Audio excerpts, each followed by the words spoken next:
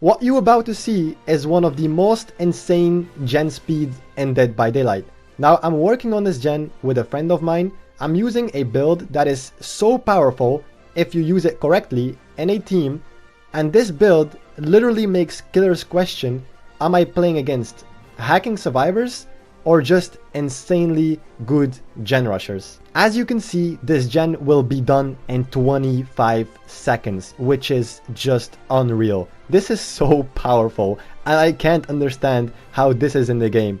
Now, the gen got done in 25 seconds with 2 people using a Commodious toolbox with the socket swivels and the wire spool. I think I'm saying this correctly.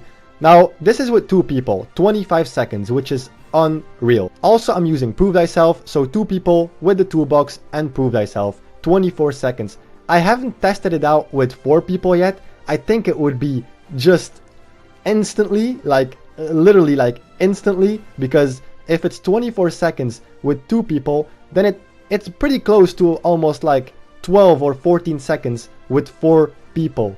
Now, as you can see, I'm working on this gen alone, and it took me 54 seconds to finish it, which is still unreal because normally a gen will take 80 seconds to be done.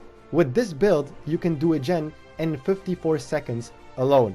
Normally, I don't like staying on generators, and I always like to loop the killer or get chased for most of the time. But this time, I tried to do an experiment with some friends of mine, and this experiment consists of 4 survive with friends running 4 toolboxes and 4 of us running the same build. So Prove Thyself, Streetwise, Build to Last, and Ace in the Hole. Now, Ace in the Hole was optional. You can choose whatever you want, Dead Hard or DS, or you know, Unbreakable or whatever you want. I decided to use Ace in the Hole just so I can keep my add-ons every single game. Now I will show you guys one of the quickest games that we had during our experiments. Feel free to let me know what you think about this build in the comments down below. And without any more delay, let's get straight into the game. Okay, and we are in on Mount Ormond. Oh my god, okay. The gens are so far separated on this map, so this is very good for us to do this on, because it will be so hard for the killer to put pressure on us. Especially if it's like a slow mobility killer, then yeah, this should be an easy game. Let's see. Oh my god, it's a Twins. Yeah, this should be an easy game. Twins is just not good enough to put enough pressure on us. This gen is already flying and about to be done. So, let's see. Alright, there is Victor. That's no problem. He can jump on me. I have no problem with that. He does have Ruin. Maybe K can finish that gen. I can just... and there it is. They already popped the gen so quick and early in the game. There is the Twins. We can just play it safe as possible. We don't need to rush, because once again, we don't have Dead Hard, we don't have DS, we don't have Unbreakable, and even if she has Ruin, we can always refill our toolbox with Build to Last, so we won't run out anytime. And they found Ruin as well, so we don't have a problem with that as well. I'm just waiting till the Kate can leave. Nice. I can just go tap that gen, finish it, and go back for my other gen. There you go. And I don't know why this feels like a competitive game, because I usually don't play like this. I usually like to loop, get chased by the killer. But as you can see, this time I'm doing an experiment.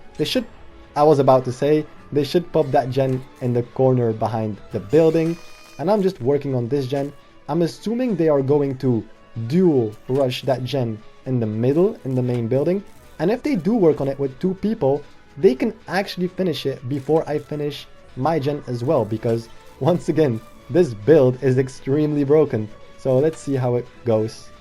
And I'm assuming this Kate is getting chased with Victor on her back. Looks like she doesn't want to get rid of Victor and wants to take the aggro for the last 2 gens. So we will see how this goes from here. My gen is already 50%. I'm assuming their gen is around 70-ish. If they are working on it with 2 people.